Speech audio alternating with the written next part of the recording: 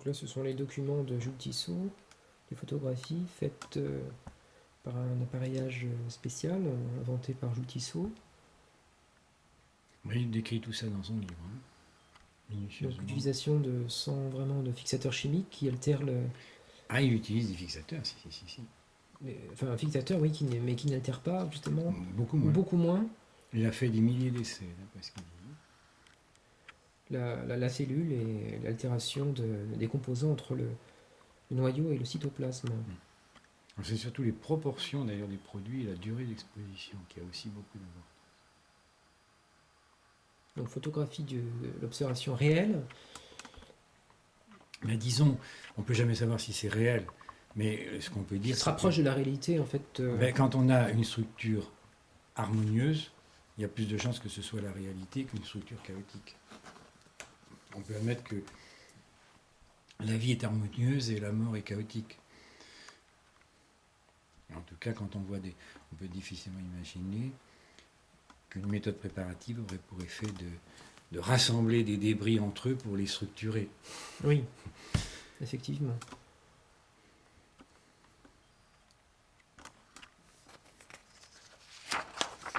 Il y a ce principe sous-jacent en quelque sorte, mais que quand même assez facilement acceptable.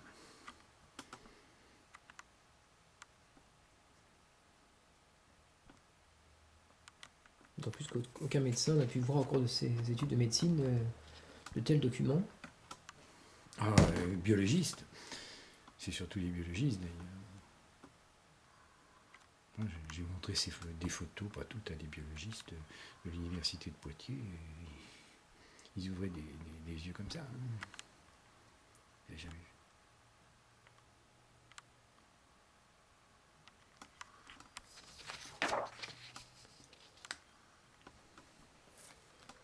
Donc là, on observe le réseau mitochondrial, Voilà. et non pas des espèces de mitochondries avec des formes multiples, Voilà, vraiment c'est des ça. formes dans tous les sens possibles. Hein, Voilà. C'est structuré et ça rayonne du noyau vers le cytoplasme. ce qui maintient donc le noyau au milieu, voilà. stable en fait, Voilà. avec une certaine élasticité. Comme une toile d'araignée. Voilà. Un réseau.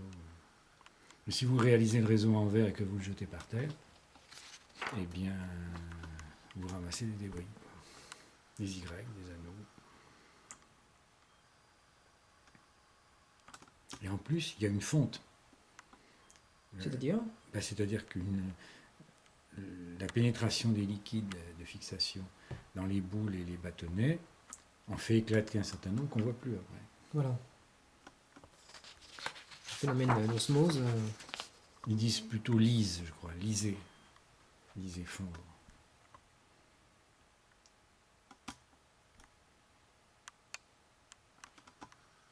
On voit bien là les réseaux.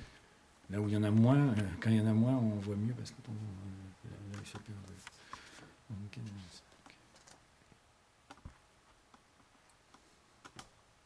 alors c'est différentes cellules végétales. Ils donnent les noms. Hein, je crois que chaque planche, chaque photo de chaque planche est étudiée.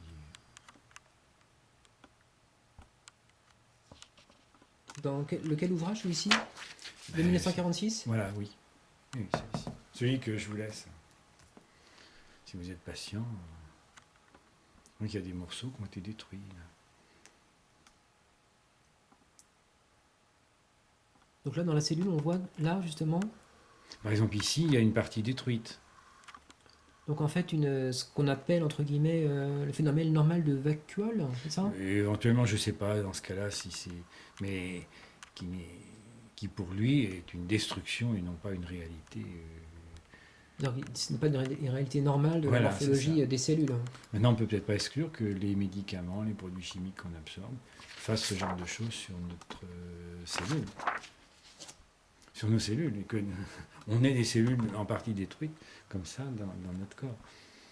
Du fait de tous les produits qu'on absorbe. De la pollution chimique. Hein. Parce qu'en fait, quand on parle de pollution, c'est pollution alimentaire, médicamenteuse, vaccinale, atmosphérique.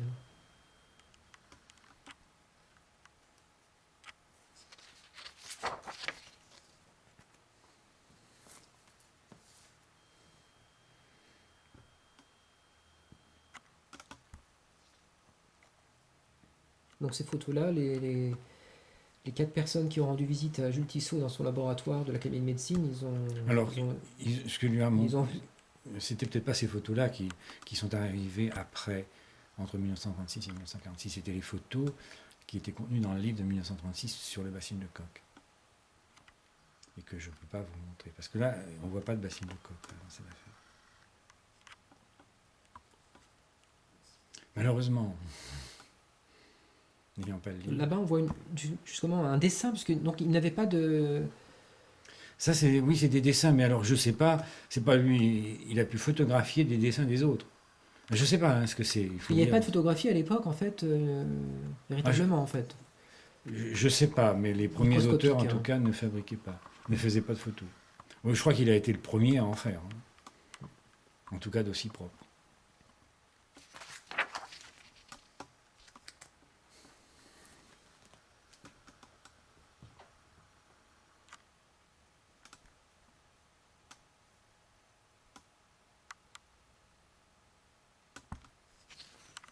Mais avec le livre, vous aurez tous les détails si vous êtes patient.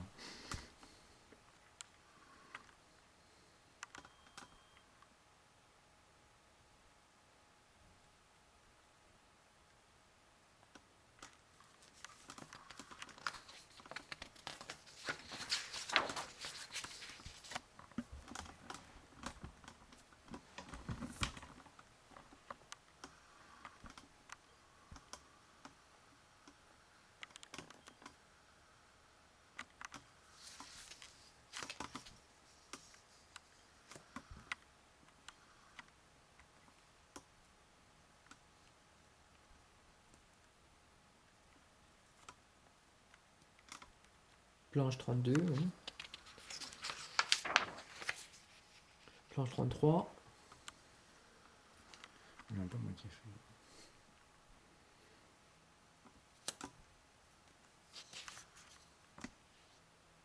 Planche 34.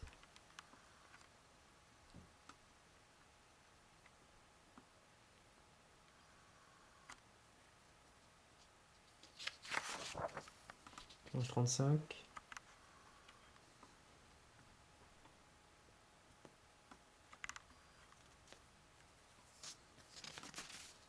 Planche 36.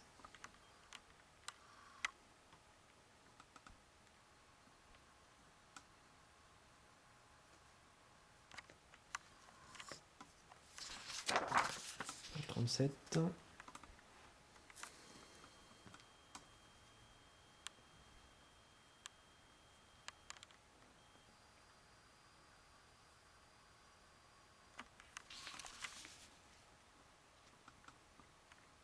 Planche 37 bis.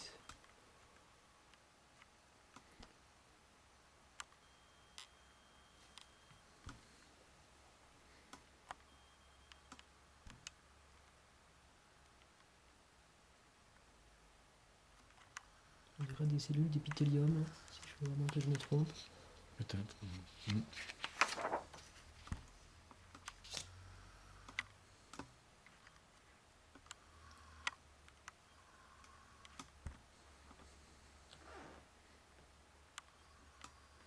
Des lettres aussi, et tout ça c'est référencé dans son livre pour regarder telle ou telle chose. Donc planche 37 terre. Attendez. Ah oui, oui, allez-y.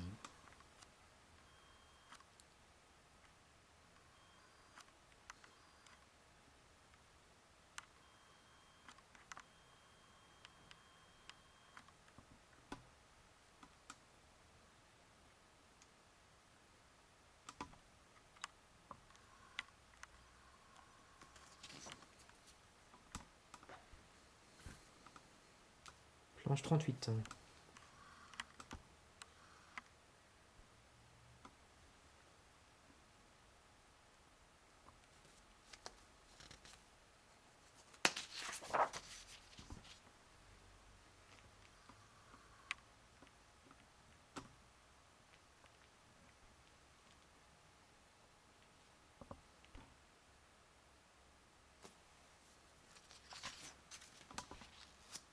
Planche 40.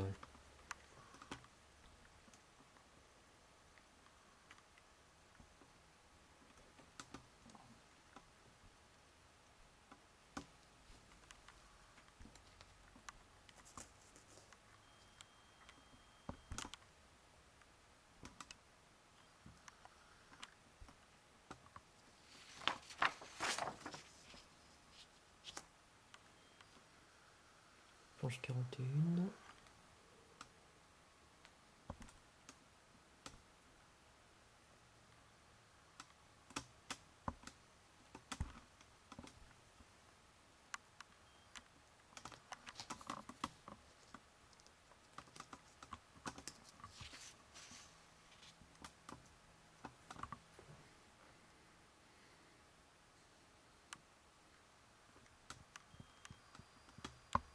Donc là, apparemment, c'est sur l'ADN et la méiose.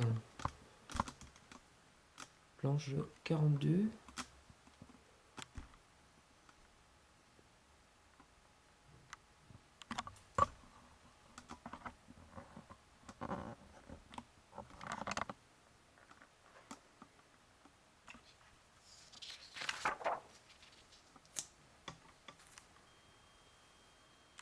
Planche 43.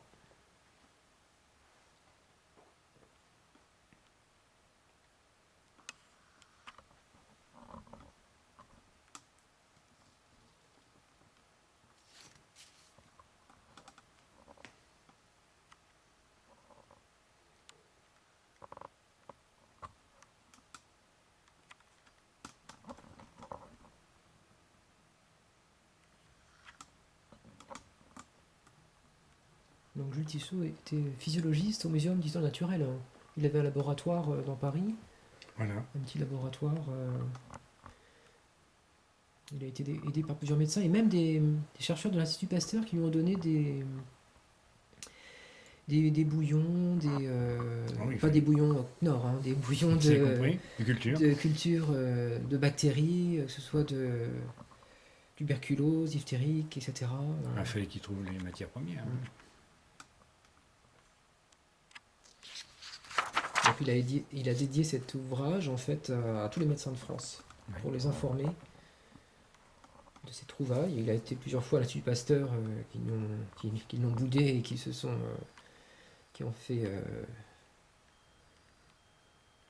murés dans un silence, et il a été attaqué en fait par Roux qui a envoyé des élèves qui se sont amusés lors de son audition en 1937 dans l'amphithéâtre du Muséum d'histoire naturelle.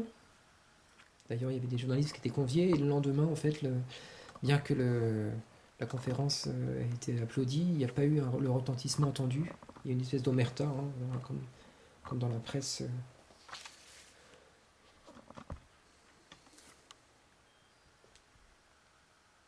Donc la planche 46.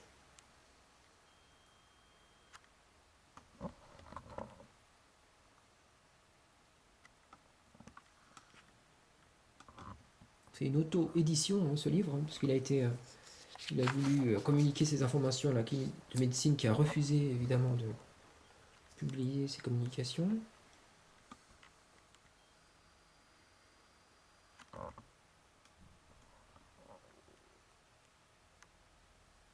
Planche 47.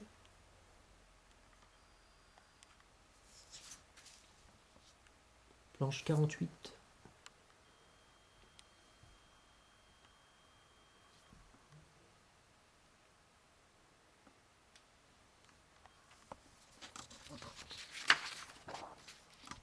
Planche 49.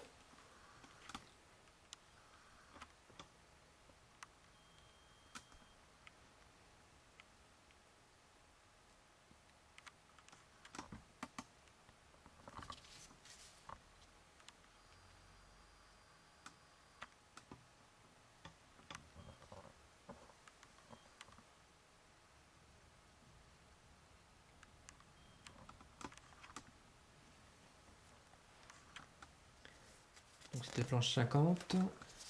Planche 51.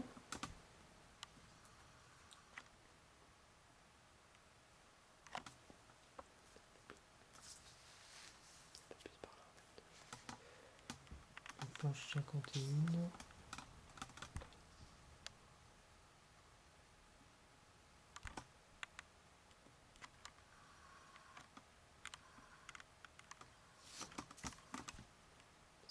bis.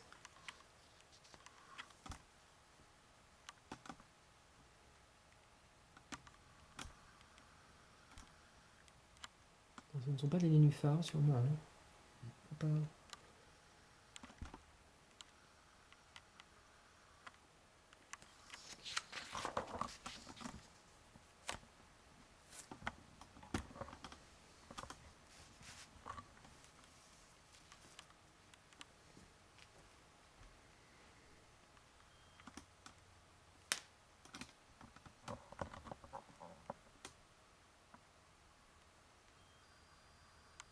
La planche 52.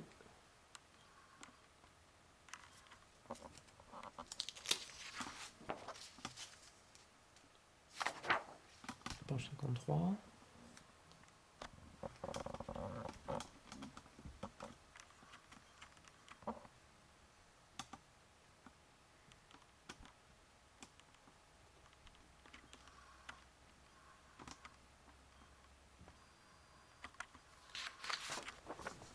Cinquante-quatre. 54, c'est pas ce que disait De Funès dans un film pour attraper des poissons. Non, ce ne sont pas des têtards, voilà.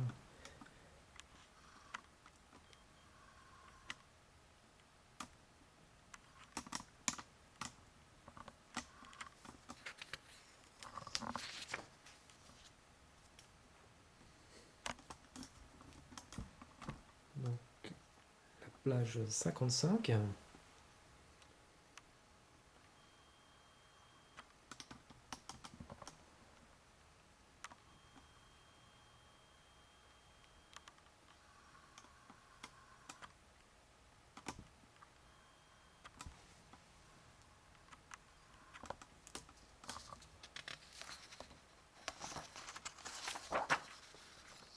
Cinquante-six.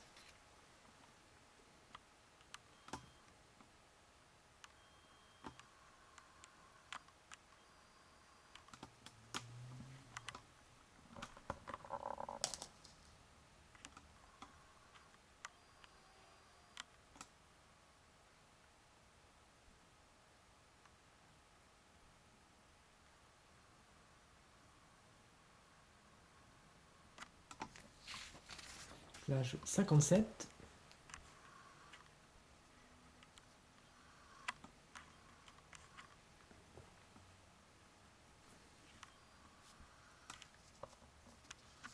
Plage 58.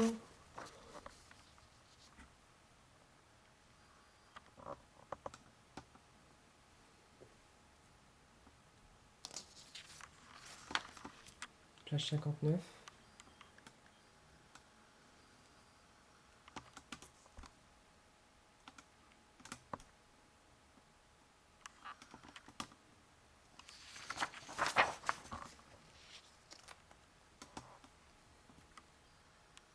Donc c'est un livre interdit de publication. Alors déjà, Tissot avait fait des études dès 1926, mais il n'avait publié ses résultats que 10 ans après, parce qu'il voulait avoir la certitude d'avoir quand même des preuves. Donc il a publié en 1937. Il a essayé de publier en 1936, il n'a trouvé aucun éditeur. Il s'est auto-publié. Et après, il a été aidé par un éditeur français. Mais l'Académie de médecine, évidemment, a essayé de mertatiser ses travaux et a fait en sorte qu'ils soient mertatisés par la communauté scientifique. Personne ne connaît Jules Tissot. C'était la planche 60, planche 61.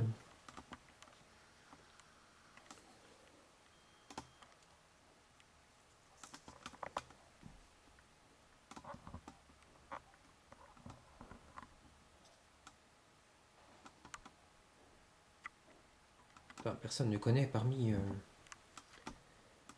les médecins qui sont restés fidèles à leur enseignement académique.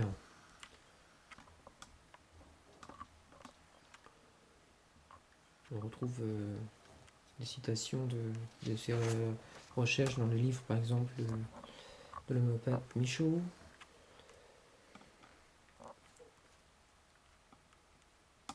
Et d'autres médecins.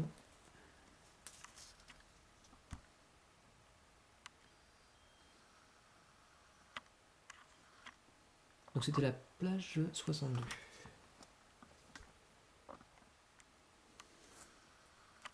Plage 63.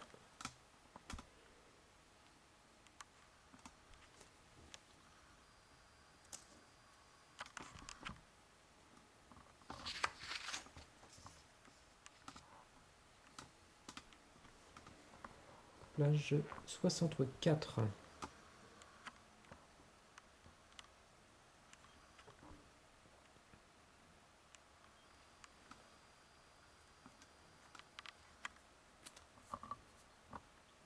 Plage 65.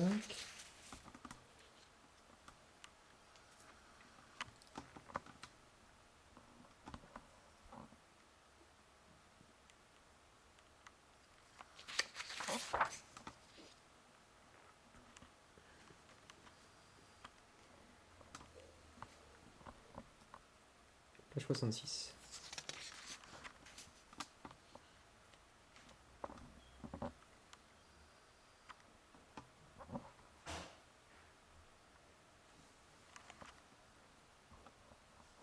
Plage 67.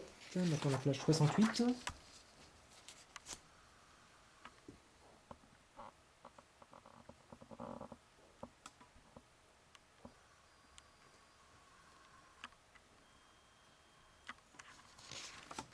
Plage 69.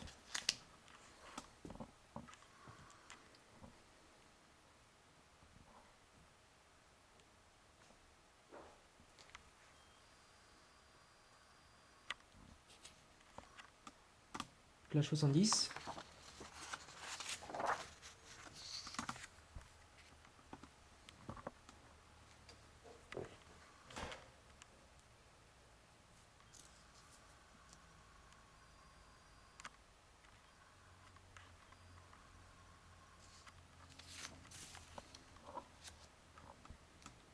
Plage 71.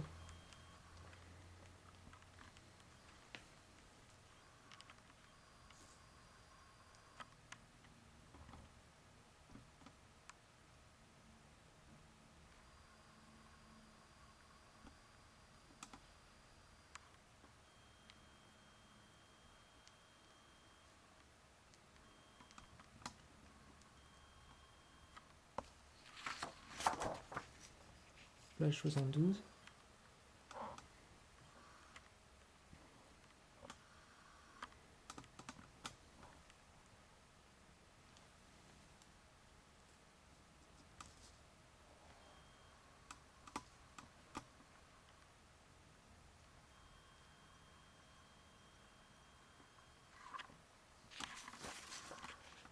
Plage 73.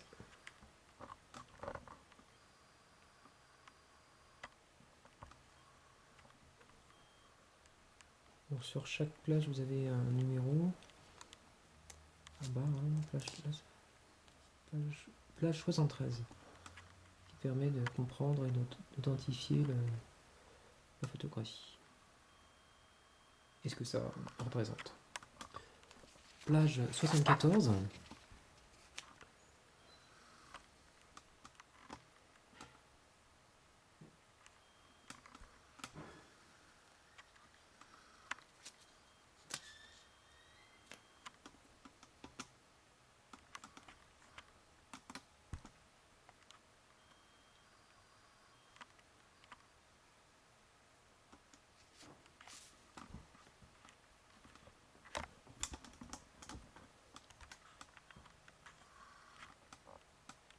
Plage 75.